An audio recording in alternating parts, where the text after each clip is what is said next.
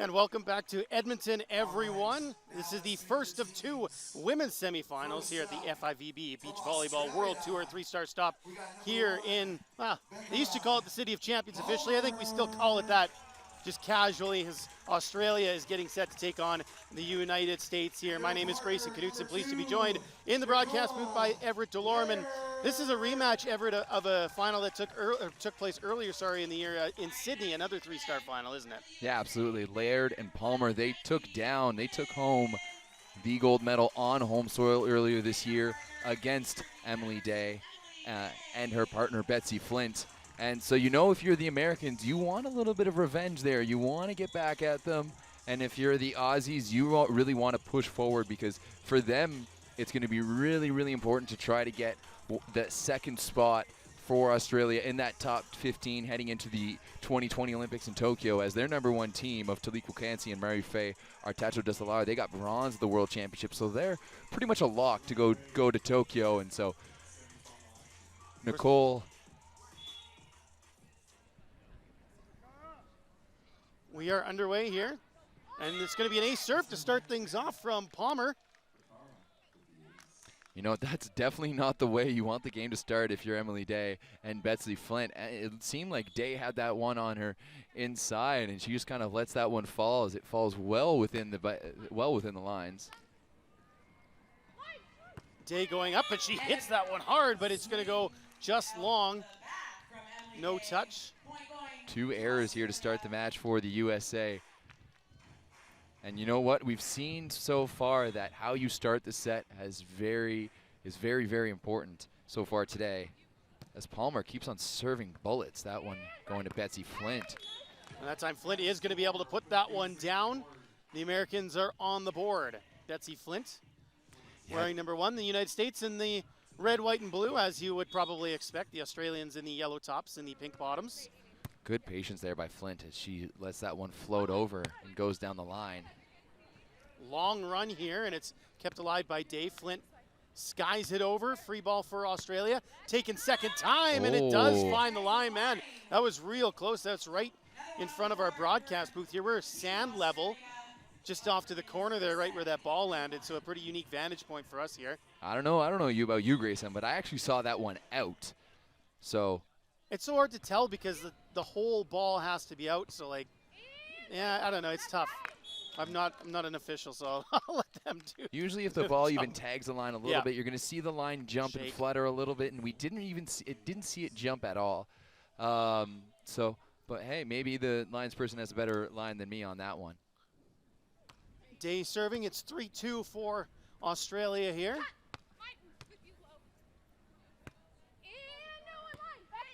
Little touch. The Aussies keep it alive, and they're going to have to take it second time. Nice pokey there.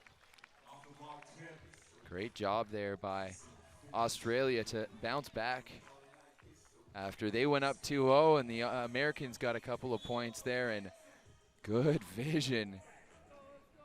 Just tipped over by the sidelines.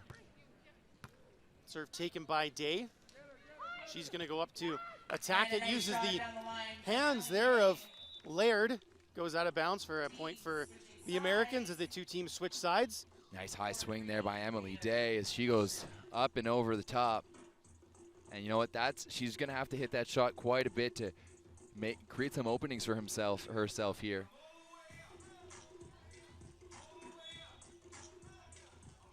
So 4-3, Americans get us back underway. That one is into the net, so an easy point for the United States there. Match officials today from St. Lucia, the head official is Keem Charlery. Jason Boyko is down on the sand. He is from Canada.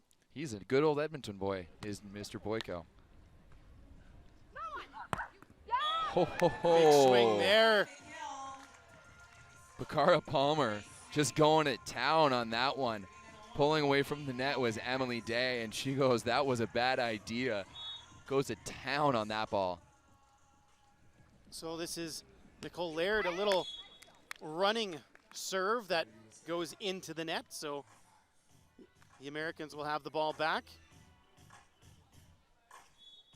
Day will serve for the United States, Emily Day. You know, this tournament, no matter what, is going to be a good breath of fresh air for Betsy Flint and Emily Day, as it's not even that they haven't qualified for the past 3 events. They haven't even got out of country quota. So it's Stad, Warsaw, and Ostrava. Stad the 5-star, and then Warsaw and Ostrava the 4-stars, both 4-stars. They didn't even make it out of country quota. Other than that, the results have been great. Just real tough as an American team to make it out and get a chance to play. So many good teams in the United States, and I know we're talking, a lot of the focus is on Tokyo 2020 and getting those qualifying spots and who's going to represent which country, and these tournaments are just so important in picking up those points. Yeah, you know, and the other teams, you've obviously got Alex Klein and April Ross. They finished first last week in Stad and lost to Sarah and Mel in the World Championship final. Ooh, nice shot there by Betsy Flint as she just goes thumb down around that ball. But then looking at some of the other American teams, you got Sarah Sponsel, Kelly Clays. They're going to be in the the Portugal final tomorrow in the gold medal match. And obviously you can't ever discount 28-1 all-time Olympic record of Carrie Walsh-Jennings and her partner Brooke Sweat, who's also a 2016 Olympian. So that's another dangerous team for the Americans. It's going to be another side switch here. 8-6, Flint and Day are in front as they continue to pick up some points here. Australians were out of the gates quickest, but now the Americans have found their footing and are back in front. Flint and Day making it to this match with a marathon 3-setter against Richard and Placette from France earlier today, taking that one 19-17, going to the limit there. See how the stamina holds up. Of course, these athletes are used to playing multiple matches in a day, so that's probably nothing new, but there is something to be said when you have to go out there and play a very long 3-setter, sit around for a few hours, and then play such an important match as well as a semifinal. Oh yeah, but a good pass there by Emily Day. She manages to beat the defender at the net, get it through the hands for another point for the United States. 9-7 the score here. And you know what? So far, Emily Day has been very content at not trying to swing too hard, not going for any shots. She's just chopping it high off the block into the hands of Nikki Laird. Day served. A little poke there is well placed by Palmer. And it finds the line for a point for the Aussies.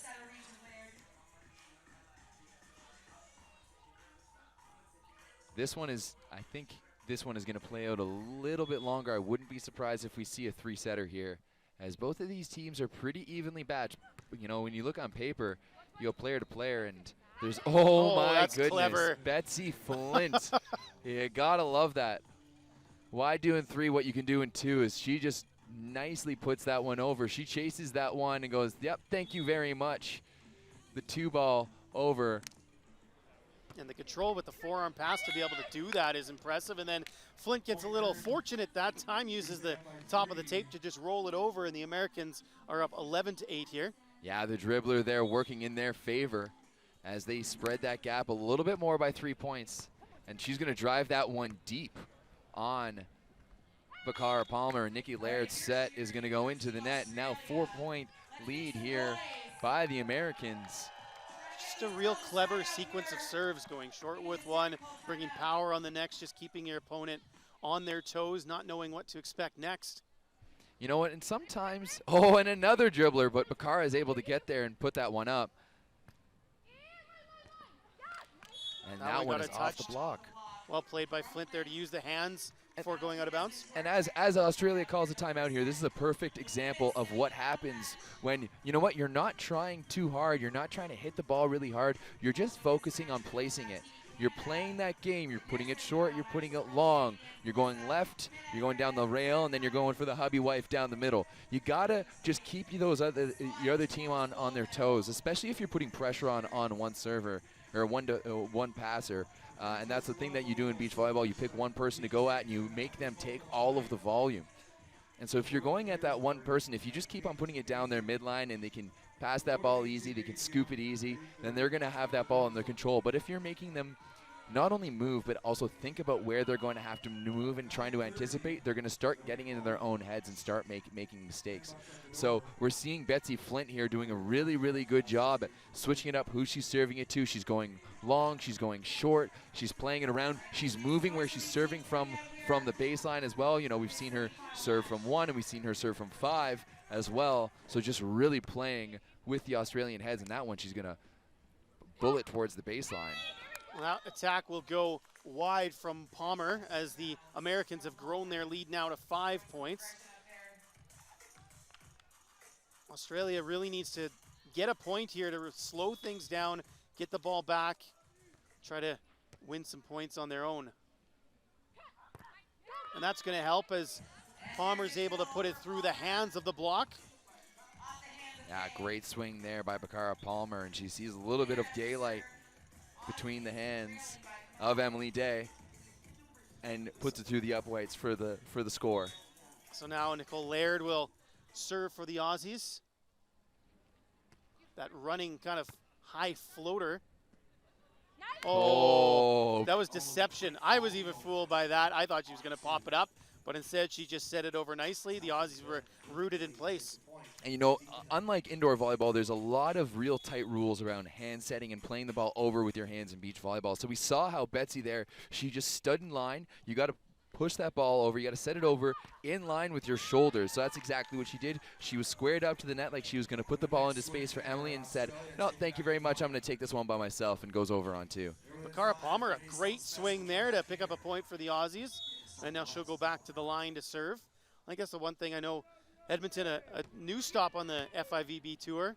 I'm sure a lot of fans here are used to watching the indoor version of this game where a lot of your points are scored on just sheer power, whereas in the beach game there's so many, you know, deceptive moves and, you know, restraints and some different things that you can do. Yeah, absolutely. I mean, of course, Edmonton, you talk about City of Champions. There's plenty of volleyball champions in here in the city of Edmonton with both the Golden Bears and the Pandas down the road at the University of Alberta. They are they're pretty familiar. No stranger with, to nationals. In fact, the Pandas actually hosted nationals here this past year, and they picked up a bronze medal on their home floor. And the Golden Bears have not missed a national championship in 20 years. Yeah, I know. We thought that when they had lost in the quarterfinals in the Canada West playoffs that they were going to be the odd team out, but they earned a wild card berth. You know, yeah, they definitely got a bit of a hand this year. And then, funnily enough, as I did an interview with Tariq Sani after they won their first game at Nationals, they were like, you know what, we wanted to win this one. We wanted to prove that we belonged because, you know what, there was a lot of talk that we didn't, and to be honest, you know, maybe we didn't. Thomas Rivers beat us fair and square, and yet we got the bid through the RPI, through the point system, or sorry, the VRS, the volleyball ranking system.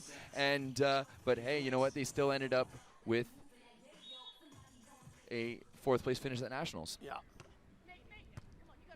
Now back to this game as Australia managed to fight it over. I think they're going to call it for a lift, though. Yeah, they are. Almost there's an uppercut swing of sorts from the Aussies there. The Americans are up 17-12 as they've kind of separated themselves. Oh, yeah, you see there, just a bang-bang play as Laird's dig goes right into Palmer, and she tries to keep it alive, but it's not clean. As that's a really good spot from Palmer. Did get a little fortunate roll off the tape to take it on an even sharper angle as it falls to the sand. As you see here, as she's approaching that ball, opens up, and then at the last second goes thumb down around the ball, goes outside of her shoulder to be able to cut that towards the opposite line. Day's going to go up here, and that's a good spot. Emily Day, once again, just staying really patient there in offense. She's not trying to pound it. She's not going for the big swing, as we see here as she's set nice and high. And, yeah, just the line over the top of the block of Laird, and Bakara Palmer is nowhere to be found. That's a nice swing there from Palmer, using the block to go out of bounds and pick up a point for the Australians. You know, Palmer's been really aggressive so far in this first set, and I really like it. She's just been going at the block of Emily Day and has been having a lot of success. We see there, Day is a little bit late in her block. She's not sealing the net too well. She's got to do a better job to take away those shots from Bakara Palmer. As Nikki Laird with the ace to the sideline there. That's a wonderful serve going sharp cross court from Palmer. Flint couldn't quite dig it up, and we'll see what Palmer can do this time around. Goes to pretty much the same spot. Flint better off this time, and she's going to put it away with a cross-court kill of her own.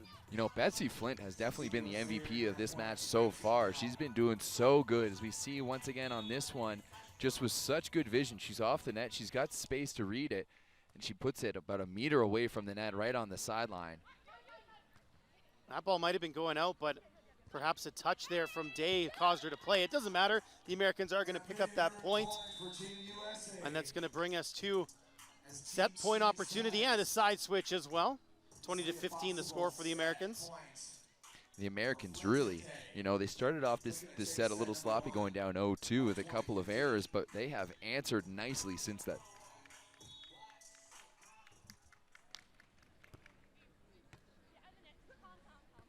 A little bit of trouble here for Australia, but they did get a swing on that. There it is, a kill to end the set for Day, and the Americans win it 21-15. Yeah, big swing there from Emily Day as she saw the light, and she went for it. The daylight, if you will. I was going to say, this is the second time you've used that pun. I've been waiting to call you out. I don't know if I can, though. It's just cleverly executed. A well-played set from the Americans, like you said, once they got going. What did the Australian team have to do to kind of settle down and get back to what was working for them initially? You know what? I think they just got to stick to one game plan. They're a little bit all over the place in terms of their defense, in terms of their offense. So they've got to find something that works, and they've got to put a little bit more pressure on the serve. You know, Betsy's been playing really, really well, and I wouldn't suggest going off her because Emily Day has been almost automatic inside out, but they got to put more pressure on Betsy. She's a real good serve. She's really good in serve receive, and she moves really well with her feet to the ball. So if you're going to put them off, you got to put Emily Day in a tough position to set that ball in order to receive a free ball or something, and maybe just go for a bit of an ace. In all my years of volleyball, I've never seen anyone pass the ace. No, it's almost impossible feat, actually. Palmer and Laird, of course, we talked about this. They're a brand new team. This is their first year together. Of course, eyes on Tokyo, as everyone else here. So it'll be interesting to see how that chemistry continues to develop, because that's not something that happens overnight, even though these are two veteran players. Yeah, absolutely. And you know what? Palmer used to play with Talik Wakansi, while Laird was playing with Maria Faye Artacho de Salar, the top Australian team. But hey, the second team seems to be doing pretty good as well, as Bakara Palmer paints the sideline with that shot. Perfectly placed right on the line. You can see Day coming over to clear the sand off the line, make sure that it's visible for next time. Another serve here for Bakara Palmer. It's pulled back. Flint. Oh, that's clever from Flint. Got right underneath of it. Popped it up high enough that the blocker was helpless in the air, falling as the ball fell behind her. And that's a thumb down Cuddy if I've ever seen one. She sliced that one like white bread. Palmer goes up, dropped it right where Flint was running to, so she dug it up. There's a block. Another opportunity for the Americans here. They changed the angle. Day gets it through the hands, but once again, it's popped up and then taken second time there by Laird. And see, there's two things that I think that Australia really needs to do. First of all, they have to be a little bit more aggressive on their side out. We saw there that shot from Palmer. As the first set, she was real aggressive going after the block of Day. That one, she saw the open space, and she just kind of put it into the position, and Betsy was able to dig it up. Ooh, nice kill there. Day going across court there. No Australian player in sight. And the other thing that Australia has to do is they need to engage in rallies. They do much, much better when the ball's a little bit scrambly and they have to use their athleticism. And so once they're getting into long rallies, I actually give advantage Australia. But if you're just going to be playing a straight side-out game, it's not going to be going so well, as we see Emily Day shut the door on the cross-court shot there. It was a wonderful block by Day. Get another look at it here. Hands go up. It was really just the one arm kind of out there to block that cross-court angle. Absolutely. It wasn't a standard calm block, but it was almost there. Still counts as a point. Aussies go to the attack with Palmer, and that one is not able to be dug up by Day, and it'll be another point for the Aussies here. We are even at threes right now. Early on in set number 2. This is the first of the two women's semifinals. Of course, I know there's a lot of the Canadian fans here looking forward to that second one.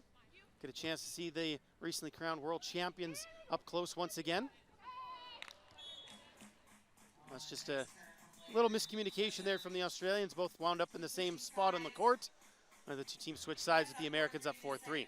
Tough spot there for Nikki Laird as she saw the tip coming, made the good play to fall, and unfortunately unable to get that one up. She sprays that one into the crowd. And let's see if Betsy Flint can increase this lead. Not directly, but see. Oh, man, again. Goodness gracious. That must be her third or fourth second ball over.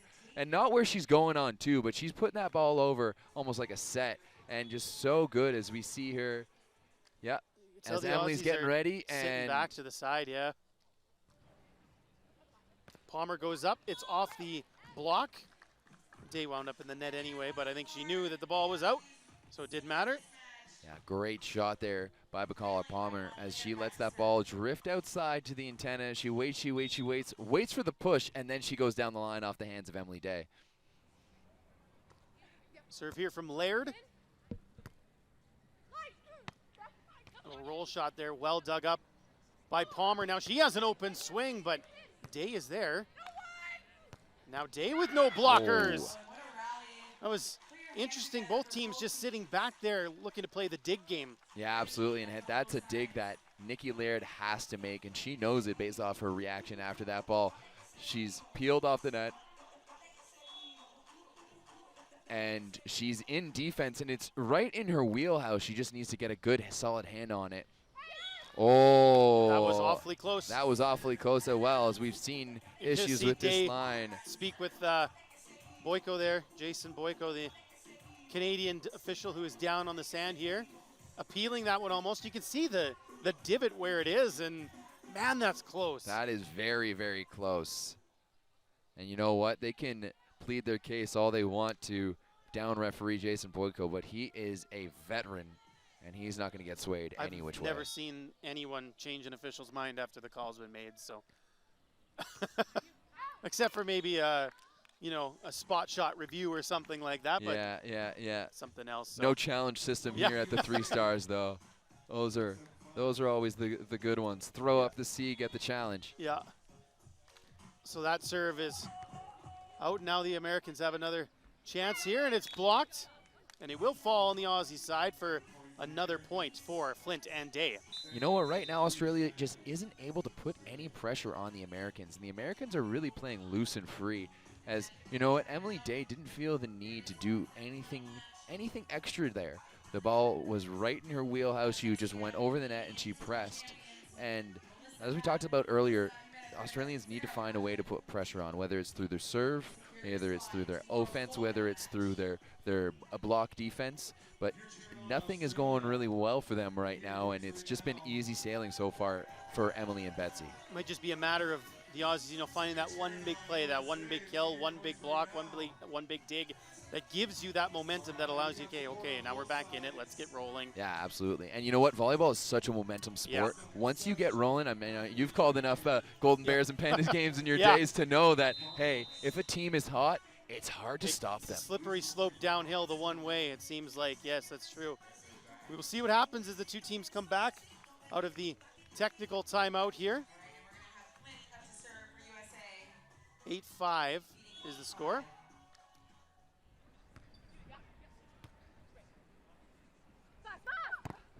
Laird blocked, but another opportunity for the Aussies. That one's tight, though. Pushed over, and it is going to be a point for the Americans here on a net violation. Yeah, we saw Bakara Palmer go with a bit of a different set there. She dished it quick to the outside, and there was a good recycle, but Palmer getting a little too on the net there, a little too aggressive as she falls into the net. And point USA as they have a 4-point lead now, and Australia's got to make a move quick. Flint serving. And she digs it up. Day takes it second time. Unable to come up with that are the Australians, and the Americans are starting to put a lot of space between them and their opponents at the moment. Yeah, you know what? Betsy Flint has just been so solid in the back row and from the baseline so far for the Americans. As on cue, it's like she's heard me, and she serves up an ace. We're really close. She might have actually been able to hear you. That one just a missed pass there, and just taking a second here as Palmer just to get the sand out of the shades. We've had a bit of a shift in wind here, as now the wind is a little bit more towards the Americans' back, blowing towards the opposite side from where we are there, as Nikki Laird sees the light and goes down the line. Really good spot there from Laird. Took something off of it to put it in the right place. Another look at it there. Lots of room down the line as well. These next few points will be crucial for the Australians if they're going to want to start staging a comeback. And again, oh my goodness, Betsy Flint. That little bump that just goes over the net, completely deceptive. And the best thing about her is as you watch here, she's setting up like she's going to be setting that ball. She's squared up, all of her weight's on her front foot, and it's just that last minute change of angle with her platform that's allowing her to dump it over. It's a good spot, but great hustle by Flint. And now she's going to have an open swing, and she finds the line. Betsy Flint is on fire at the moment. Betsy Flint is all over the place. She's going over on two. She makes the dig, and with no one home, she goes to Spike Town. 13-6. Day and Flint in front here. Palmer will cut that one across the block, and it finds the sand. So the Aussies break up that little run the Americans were on, and it does get a little bit late early in volleyball, doesn't it? Points tend to run away on you, so Australia needs to get some momentum and do it quickly. Absolutely. But with the way Betsy Flint is playing right now, she's passing well, she's siding out well, she's all over the place on defense, she's serving aces. It's going to be really tough, and they're really going to have to put pressure on. They're going to have to find one of the Americans to break, and so far they haven't been either. They've kind of had a foot in either. They've served both of the players, not with too much pressure. They haven't really broken Emily's block all that much, and Betsy has just been a spider in the back row, picking up everything. 14-7 at the technical timeout here for Flint and Day. So a long way back for Palmer and Laird, the Australian team. But they're not out of it yet, and they're not going to give up. So we'll see what they can do when we come back out of this technical timeout. The crowd trying to get into it with a wave here. It's thinned out a little bit. It's really interesting where they have the location of the event. It's right on the Northlands, the old racetrack here. They've converted it into, a beach volleyball court. But of course, K-Days started yesterday too, the annual fair carnival, depending on where you're from.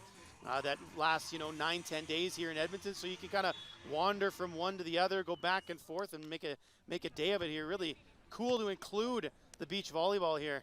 Absolutely, and if you want to be a part of our volleyball entourage, go to volleyballentourage.com, grab yourself an entourage pass. It gets you access to K-Days and the volleyball. Well, there Best you of go. both worlds. It's good to plug that. I love it. Volleyballentourage.com once again. As Nikki Laird is now back to serve here. See what she can do. 14-8.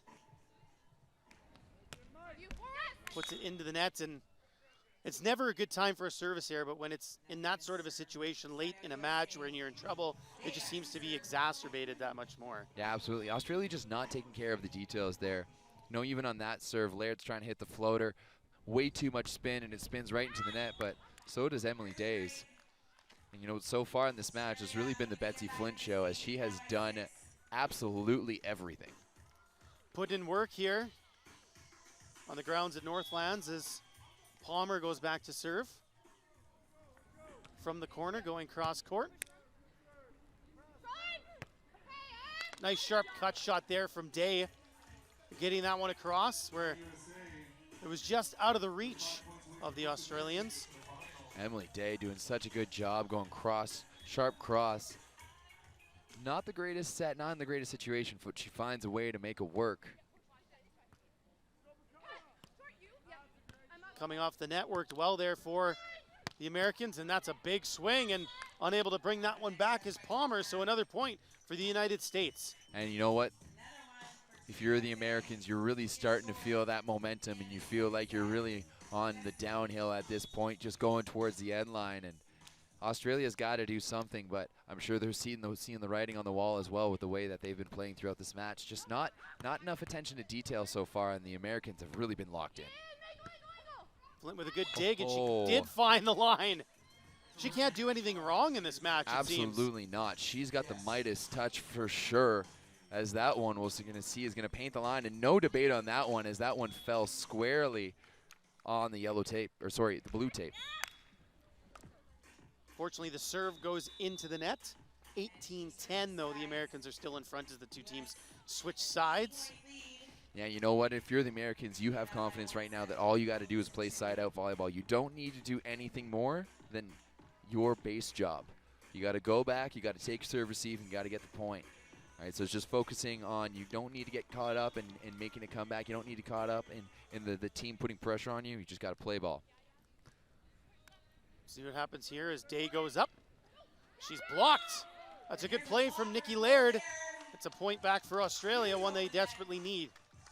Hey, you know what? That set's been working for Emily Day so far. Nice and tight, and she's just been going over the top. But Laird, she delayed her block a little bit, pressed a little bit later. But also you saw in the back of the screen there how Cara Palmer was pulling on the inside, as that serve from Laird is going to float out. Not a great time for it, especially after that good play where they shut down Emily Day.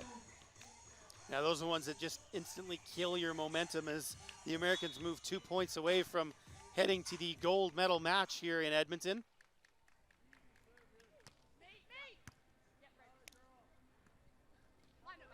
Palmer, that one goes way wide, and we are on match point now for the United States pair of Flint and Day. Yeah, absolutely. Cara Palmer just trying to do too much, trying to make the comeback all at once there, as that she fooms that one out of bounds. We have match point USA for a spot in the final. Palmer, lots of open space on that side as the Americans got caught up on the right side of their court. Easy to put away there for the Australians. Yeah, good shot there by Cara Palmer, but it might be too little too late here, as the Americans still hold an 8-point lead. And they'll have a chance to attack here as they receive this serve. It's popped up for Day. Goes over the top and drops it right into the corner, and there it is. The Americans are off to the final. Flint and Day defeats Palmer and Laird here in straight sets in Edmonton. Yeah, a little bit of revenge there for the Americans, avenging that finals loss earlier in the season at the Sydney 3-Star. And they're going to be off to the finals, as it's going to be one American team in the finals in Portugal and one American team here in the finals in Edmonton. And that is going to be huge for Day and Flint as they push towards the 2020 Tokyo Olympics. It's all about picking up those points. And, of course, Australia not completely out of things. They've got to turn around and get ready for a bronze medal match tomorrow. But we're just one match away now from, of course, maybe the main event of the night. That's why they put it late. It's the world champion Sarah Pavin and Melissa Humana Paredes for Canada getting ready for their match, and it should be real exciting.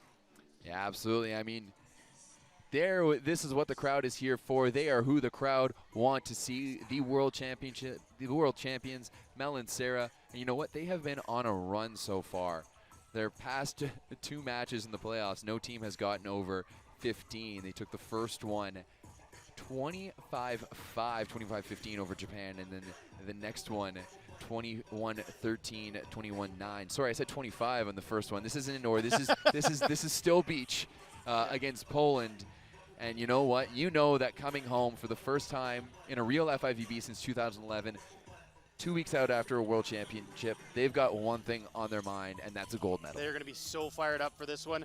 They're going to be playing a Japanese team, Akiko Hasegawa and Azusa Futami, who won an all-Japanese quarterfinal here earlier on just before these semifinals got underway. So Everett and I are going to step aside for just a moment. We will bring you all the action of the second women's semifinal here in Edmonton in just a few minutes. Looks like about 26 minutes they put up on the clock, so stay tuned for that one.